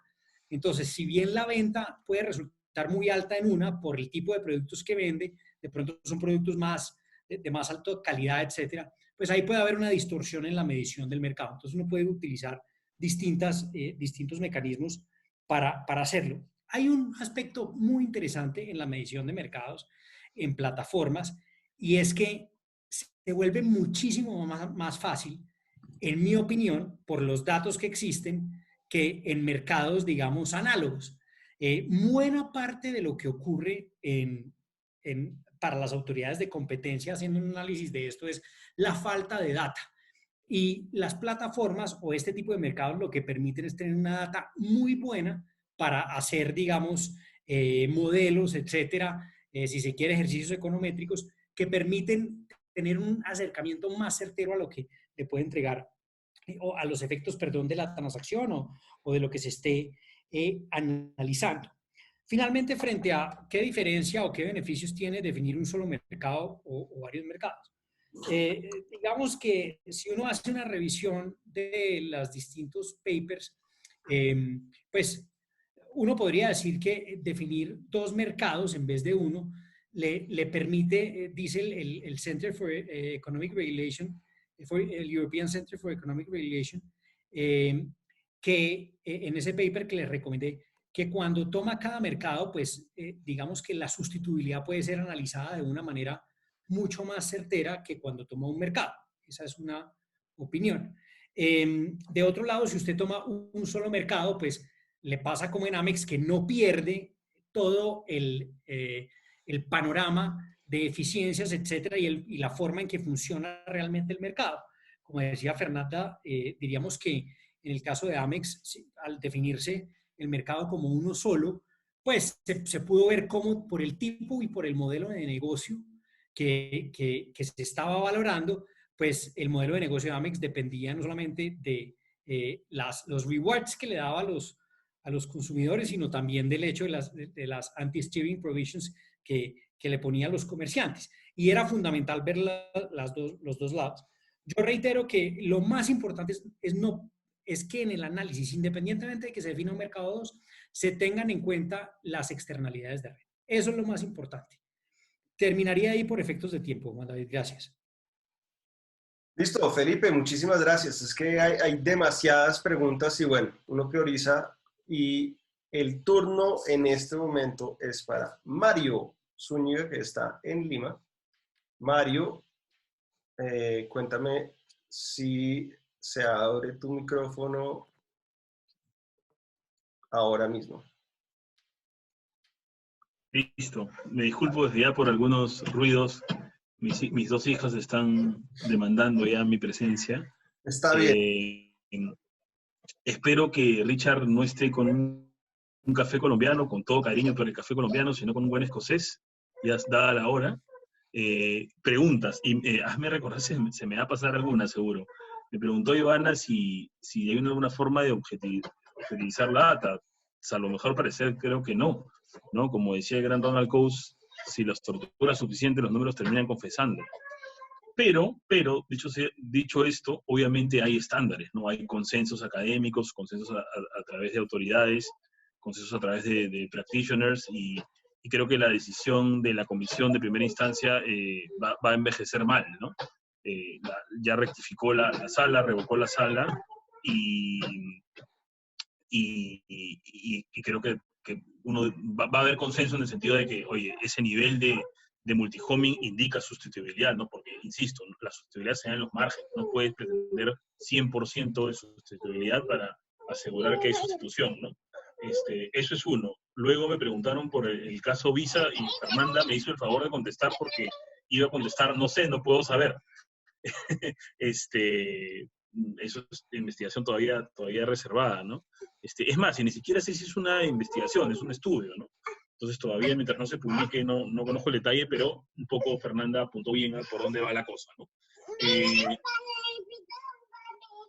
Ya, luego, bueno, no sé otra pregunta que me hicieron, Juan David. Bueno, no, pues te hicieron Perdón, me preguntaron por cómo está la ley peruana, ¿se puede hacer una definición de mercados a lo Amex? Creo que sí, o sea, creo que hay un problema con la ley peruana, que no lo comenté. Teníamos una buena ley, el decreto legislativo 701 del año 91, y en el 2008 sacamos otra ley con cosas buenas, una buena ley sin duda, pero con esta vocación de ser ley manual, ¿no? Es una ley bastante más larga y la ley detalla la metodología de mercados relevantes. Creo que ahí hemos debido hablar simplemente de posición de dominio y ya teníamos precedentes, una metodología clara. No era necesario que la ley consagre la metodología en el texto, ¿ok?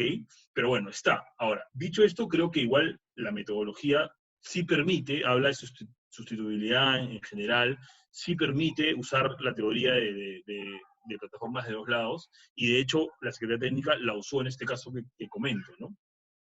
Y creo que eso era todo para mí, nomás en el tema de neutralidad de red, complementar la respuesta de Fernanda. Yo soy un detractor de la neutralidad de red, creo que no es una regulación necesaria. De hecho, igual que ella, o sea, siempre está la política de libre competencia si hubiera, porque hipotéticamente puede haber un efecto anticompetitivo, pero dificulto. Y más bien, déjenme contarles que la neutralidad de red, porque ha generado una especie de carácter de bien común de las redes de telecomunicaciones, más bien ha dificultado que conductas negativas se puedan controlar. ¿A qué me refiero? Hace poco soy entusiasta de las plataformas digitales para transporte, pero salió una plataforma en Lima que ya usaba las motos lineales como si fueran un Uber, ¿no? Lo cual es muy peligroso, por ejemplo. Entonces, como existe la neutralidad de red, el ministerio tuvo que sacar una norma que les permitía a las telcos bloquear esta aplicación, cuando en realidad un mecanismo de mercado, de protección de reputación, etcétera, ha podido bastar para que una telco diga, oye, yo no quiero que mi red permita usar esa plataforma, ¿no? Y luego, ahorita mismo que estamos en el tema de la pandemia y la gente, por ejemplo, que usaba mucho el móvil para conectarse a internet, se está conectando mucho desde casa ahora. Y estamos viendo Netflix, una o dos personas haciendo home office, teleconferencias todo el día, lo cual ocupa mucho ancho de banda. Entonces, Ociptel ha tenido que sacar una regulación para permitir a las telco moderar el tráfico de red, cuando en realidad una telco tendría los incentivos para decir, oye, yo quiero que mi red no falle, entonces me permito privilegiar ciertos tráficos para que la latencia del Zoom, del Skype, no se vea afectada, o podría regular horas, no sé, ciertas prioridades que ordenen el tráfico en la red, ¿no? No es que no se ha permitido esto, pero se burocratizó, en el sentido que el regulador de telecomunicaciones tuvo que sacar autorizaciones, ¿no? Y además les dice, notifícame todas las gestiones de red que hagas. Yo acá no soy ingeniero de redes y ellos me sabrán corregir, pero eso se me hace a que hay muchas maniobras en el día que se pueden hacer y esto burocratiza innecesariamente este manejo de redes, ¿no? No sé si se me pasó alguna pregunta, Juan David. No, seguro que no, y de hecho ya estamos... Bueno, y si no, estamos en las redes conectados. Más bien... Estamos conectados en las redes y no, para cualquier pregunta adicional. Listo, vale. Por el chat... Además, muchas gracias, Juan David, y a todos los colegas que participaron, de todos los que se conectaron. Vale. Angélica, deberías tener abierto tu micrófono para tu entrada final. Aquí estoy. ¿Se oye? Se oye muy bien. ¿Se escucha? ¿Se oye? Bien. Respondiendo a una pregunta que dice, para Novoa, empresas de base tecnológica no son empresas de telecomunicaciones, ya lo cree, ese es el problema. La pregunta continúa con algunas inquietudes sobre la jurisdicción mexicana. Antes de, pues evidentemente hoy me preparé para comentar la legislación dominicana y debo decir, porque de lo contrario sería un imperdonable olvido, que al igual que menciona Mario en Perú, en República Dominicana a través de la resolución 01-2017, pero competencia tiene pues unas directrices, unos criterios generales y técnicos para los temas de determinación del mercado relevante. Pero ese es el tema. Les respondo a la pregunta a la persona que me pregunta, ¿qué ocurre? El mercado, el servicio aquí, ¿cuál es?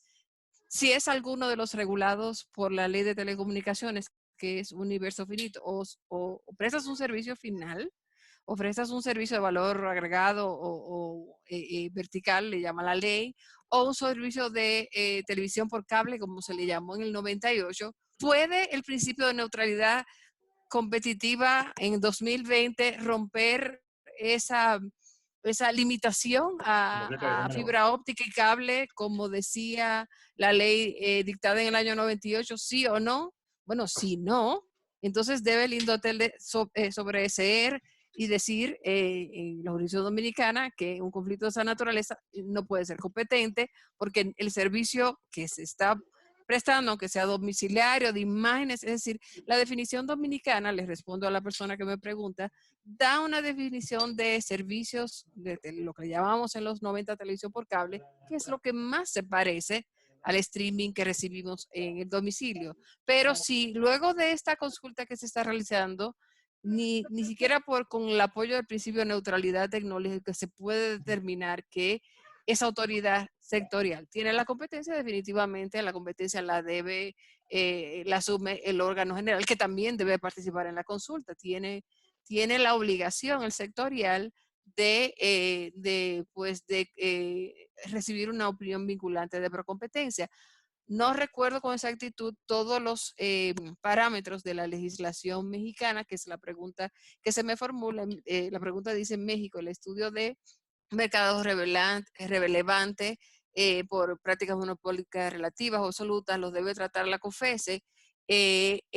Depende de lo que dice la ley especial o la ley sectorial de telecomunicaciones mexicanas, si le da esas atribuciones al IFT o no. Por lo que dice la propia persona que pregunta, es un tema que a tal parece se discute en un anteproyecto.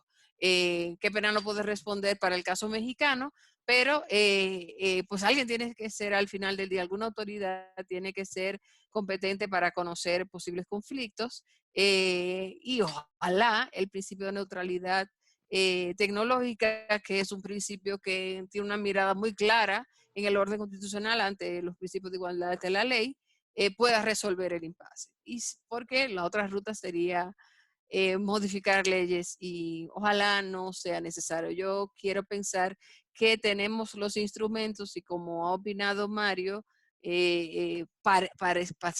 ocurre en el caso dominicano, que es una cuestión más pues, a través de la vía reglamentaria y a través de los documentos de abogacía a la competencia y de directrices, aclarar que simplemente estamos en un estadio nuevo de la tecnología, pero los problemas de competencia siguen siendo los mismos que conoce la teoría. Muy bien, con eso damos concluido nuestras respuestas y primero pues nuevamente quiero agradecerle a todos los panelistas, fue realmente una sesión muy interesante, nos hizo falta tiempo, ya estamos cerca de llevar 2 horas acá escuchándolos y ya es bueno que los dejemos descansar a ustedes y también a quienes nos están viendo, pero quiero contarles un par de cosas logísticas. La primera es que se vienen más eventos de Ascola América Latina. A través de la cuenta de correos van a recibir información sobre los eventos. Y a propósito de la lista de correos, en el último email que les envié, les anunciaba que vamos a migrar la base de datos a MailChimp, que es una plataforma precisamente para manejar correos electrónicos, listas de correos electrónicos, que tiene una ventaja y es que les permite a ustedes mismos o a cualquiera que se haya registrado darse de baja por sí mismos de la lista. Entonces me parece que es mucho menos invasiva de la privacidad y cada quien además puede escoger si recibe los mensajes o no los recibe y si es parte de la lista. Eso por una parte. Lo segundo es que el escenario para hablar sobre derecho a la competencia en América Latina que ofrece Ascola no es un escenario cerrado, es un escenario que busca ser plural y diverso. De hecho, les quiero contar cuáles son los criterios para conformar los paneles que van a seguir siendo los criterios en el futuro. Primero, que los panelistas sean de diferentes países, vamos a procurar que siempre sean de diferentes países. Segundo, que haya equidad de género en cada panel, no debe haber un panel solo de hombres, eso nunca va a pasar en este lugar. Pero puede haber solo de mujeres. Seguramente habrá uno que otro solo de mujeres para compensar, pero pues vamos a buscar que sea equilibrado en general. Y estamos buscando para que presenten personas que actualmente sean profesores de derecho a la competencia o así sea profesores de cátedra, estudiantes de doctorado, como lo hizo Richard Tepper, funcionarios que hagan parte de las autoridades de la competencia, o profesionales que no quepan en ninguna de esas categorías que acabo de decir, pero que tengan un rol destacado en el derecho a la competencia, que tengan algo que contar, de manera que quien quiera presentar en un panel o quien quiera incluso proponer un panel, bienvenido sea. Vamos a seguir haciendo eventos más o menos 2 o 3 al mes y los siguientes temas que vamos a tocar incluyen, les voy a dar los ejemplos: competencia y derecho del consumidor.